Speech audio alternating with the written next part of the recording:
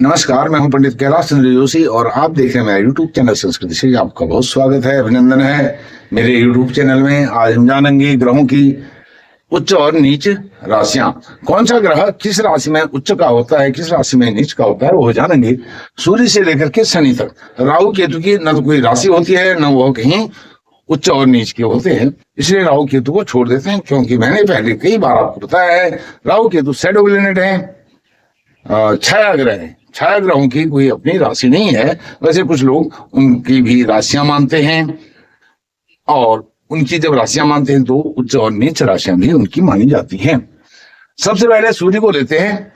आपको उच्च राशि ज्ञात हो जाएगी तो नीच राशि अपने आप ज्ञात हो जाएगी। इस फॉर्मूले से आपको बताने जा रहा हूं। सूर्य उच्च के होते हैं मेष राशि में। मेष राशि में सूर्य होंगे तो उच्च के होंगे। अब ये कितने डिग्री तक उच्च के होते हैं, फिर क्या होता है उतने डिग्री के बाद उस राशि में, वह भी बताने जाऊंगा, बताने का प्रयास करूंगा। मेष राशि में उच्च के होते हैं, नीच में फिर आएंगे। पहले सबको उच्च उच्च का लिख लेते हैं। यह ध्यान देना है कि और उच्च को आपने याद रखना है। मेष राशि में सूर्य पहली राशि मेष राशि में उच्च के होंगे। यदि एक का अंक है, वहां सूर्य लिखा है, किसी की भी कुंडली हो, तो समझ लेना चाहिए कि सूर्य उच्च के हैं। चंद्रमा वृषभ राशि में उच्च के होते हैं।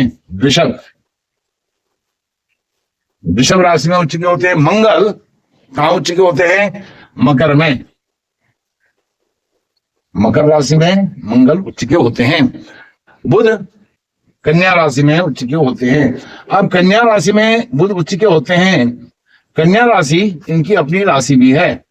बुध की दो राशियां हैं, मिथुन और कन्या, तो बुध में यह उच्च के होते हैं। अपनी दूसरी राशि में उच्च के होते हैं। गुरु कर्क राशि में उच्च के होते हैं। कर्क राशि में उच्च के होते हैं। शुक्र मीन राशि में उच्च के होते हैं। और शनि कहां उच्च के होते हैं? तुला राशि में।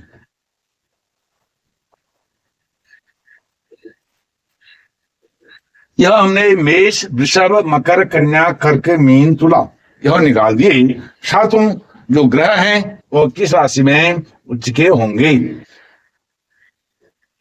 सातों ग्रह किस राशि में उच्च के होंगे वह हमने निकाला है। उच्च राशि सूर्य मेष में, चंद्रमा वृषभ में, मंगल मकर में, बुध कन्या में, गुरु कर्क में, शुक्र मीन में, शनि तुला में उच्च के होंगे। इनकी डिग्री में बाद में जाएंगे। आपको एक छोटी सी वीडियो बना के दे रहा हूं, आप इसको समझें कि यह पहले याद कर लें, फिर डिग्री अपने आप आपको नेचुरली याद हो जाएगी। आप इसका प्रयास करते रहेंगे तो समझ पाएंगे। मेष में जहां कोई भी ग्रह जहां उच्च का होगा, उसके सातवें घर में वह नीच का हो जाएगा। 180 डिग्री पर वह जाएगा तो वह नीच का हो जाएगा। मेष से तुला तक मेष से 7 तक गिनती करेंगे तो आएगा तुला। मेष या 1 से 7 तक, तुला का अंक कितना है? 7, तो 7 तक गिनती करेंगे। कितना? जहां ग्रह उच्च का हो रहा है वहां से 7 तक का मेष से करेंगे, अर्थात 1 2 3 4 5 6 7। सातवीं राशि कौन सी आई? तुला। तुला राशि में सूर्य नीच के हो जाएगी। अब ये उच्च और नीच का क्या है वो भी कॉन्सेप्ट पहले आपको बता देता हूं, बाद में भूल भी सकता हूं। उच्च क्या है? सूर्य मेष राशि में होते हैं तो उच्च के होते हैं। उच्च का मतलब उस ग्रह ने उस घर को युद्ध में जीत लिया है। युद्ध में जीत लिया है उस घर को। युद्ध ऐसा समझना चाहिए, युद्ध कोई युद्ध होता नहीं है ग्रहों में आपस में, लेकिन ऐसा समझना चाहिए कि उस घर को, उस राशि को जीता है। मेष राशि को जीता है सूर्य ने, इसलिए वह उच्च का हो गया है। और तुला में वह हार गया है। हारा हुआ घर होता है तो वह जहां बेइज्जती हो जाती है वह भी तो हार से कम नहीं होता है। जहां सम्मान मिलता है वह जीतने से भी अधिक, वहां जब इज्जत मिलती है तो जीतने से भी अधिक अच्छा लगता है। तुला राशि में सूर्य नीच के होंगे जहां 7 का अंक लिखा होगा। अब इनके अंक भी लिख देता हूं। मेष 1, तुला मतलब 7। चंद्रमा वृषभ में उच्च के होते हैं, अर्थात 2 में। 2 से 7 तक गिनती करेंगे। 2 3 4 5 6 7 8। 7वां घर आया 8। 8 क्या होता है? वृश्चिक। वृश्चिक का मतलब हो गया 8। यह आपको गिनती करने से ही आ जाएगा। नीच कहाँ होगा? मंगल मकर में होता है, मकर माने 10, 10 का सातवां कौन सा होगा? 10 से गिनती करेंगे, 10 11 12 1 2 3 4। चौथा यानी कर्क राशि, कर्क राशि में मंगल नीच के हो जाएंगे, अर्थात मकर को मंगल ने जीता है, उच्च के हो गए हैं, कर्क में हार होगी, इसलिए वह नीच का हो गया, ऐसा समझना चाहिए। कन्या बुध कन्या राशि में उच्च के, अर्थात 6 में उच्च के होंगे कन्या राशि में, तो 6 से आगे गिनती करेंगे 7 तक, 6 7 8 9 10 11 12। 12वीं राशि मीन, मीन में बुध नीच के हो जाएंगे, यहां पर हार जाएंगे, यहां जीते हैं यहां हार जाएंगे, मीन, मीन माने 12। गुरु, गुरु कर्क में उच्च के होते हैं 4, गुरु महाराज बृहस्पति 4 में उच्च के होते हैं, तो 4 से गिनती करेंगे 4 5 6 7 8 9 10। मकर, मकर राशि में वह गुरु नीच के हो जाएंगे, मकर, मकर माने 10।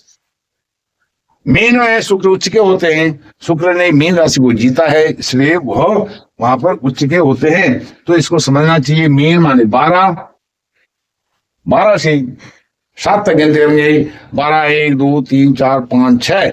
छठी राशि आई कन्या, कन्या राशि में शुक्र नीच के हो जाएंगे, कन्या 6।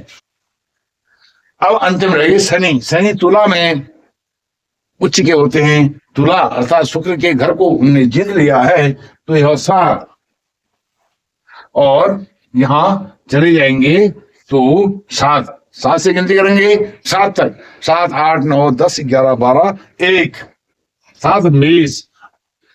आप इसमें समझ रहे होंगे कि सूर्य जहां उच्च के होते हैं शनि वहां नीच के हो जाते हैं, जहां सूर्य नीच के होते हैं वहां शनि उच्च के हो जाते हैं। यह आप ऐसे इनको मेष राशि या तो आप नीच के याद कर लीजिए या उच्च के याद कर लीजिए। नीच के याद करेंगे तो उच्च के आपके निकल जाएंगे, वहां से 7 गिनती करेंगे, नीच से 7 गिनती करेंगे तो उच्च आ जाएगा, उच्च से 7 गिनती करेंगे नीच आ जाएगा। यह अब इसके बाद मैं आपको बताऊंगा इनकी कितने डिग्री तक, सूर्य मेष राशि में कितने डिग्री तक उच्च का होगा, और उसके बाद फिर उसकी क्या स्थिति रहती है। उसी प्रकार से वृषभ में चंद्रमा, मकर में मंगल, कन्या में बुध, कर्क में गुरु, मीन में शुक्र और तुला में शनि, जितने डिग्री तक उच्च के रहेंगे उतने ही डिग्री तक वह नीच के हो जाएंगे। कुंडली विश्लेषण में उच्च और नीच ग्रहों की बहुत बड़ी भूमिका, कंट्रीब्यूशन है।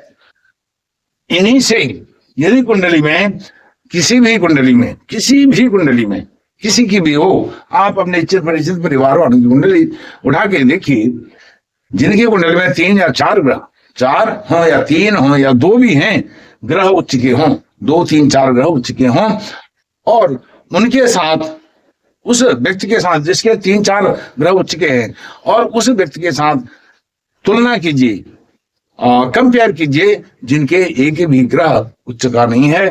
तो जो उच्च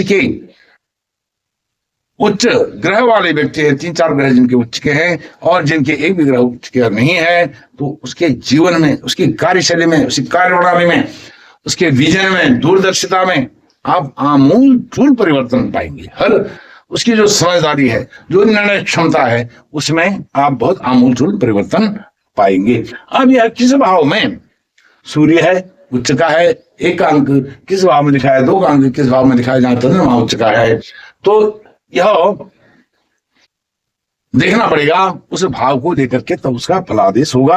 और वो फलादेश कैसे होगा वह भी आपको बताऊंगा, धीरे धीरे आप इसको याद कीजिए। फिर इनकी डिग्री बताऊंगा, फिर मूल त्रिकोण बताऊंगा, फिर कारक और मारक ग्रह बताऊंगा।